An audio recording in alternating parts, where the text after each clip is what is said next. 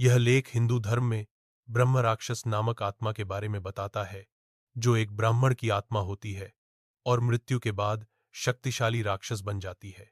इसमें ब्रह्म राक्षस की विशेषताएं, शक्ति और उनसे बचाव के उपायों का वर्णन किया गया है।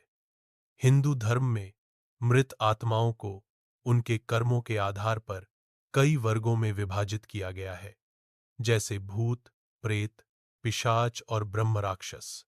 इन्हीं में से एक है ब्रह्म राक्षस। यह नाम दो शब्दों से मिलकर बना है। पहला ब्रह्म, जिसका अर्थ है ब्राह्मण पुजारी, और दूसरा राक्षस, जिसका अर्थ है दानव। ब्रह्म राक्षस वह आत्मा होती है जिसमें ब्राह्मण और राक्षस दोनों के गुण होते हैं। जब कोई ब्राह्मण या विद्वान व्यक्ति अकाल मृत्यु को प्राप्त होता है, तो वह ब्रह्म राक्षस बन जाता है। ऐसे व्यक्ति जो उच्च ज्ञानी होते हैं लेकिन अपने ज्ञान का दुरुपयोग करते हैं, वे भी ब्रह्मराक्षस बन सकते हैं। ऐसे ब्रह्मराक्षस बेहद शक्तिशाली माने जाते हैं। कहा जाता है कि ब्रह्मराक्षस से छुटकारा पाना बहुत कठिन होता है।